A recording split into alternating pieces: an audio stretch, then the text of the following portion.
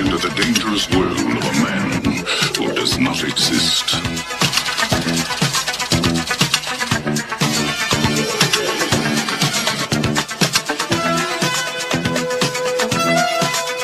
Michael Knight, a young loner on a crusade to champion the cause of the innocent, the helpless, the powerless, in a world of criminals who operate above the law.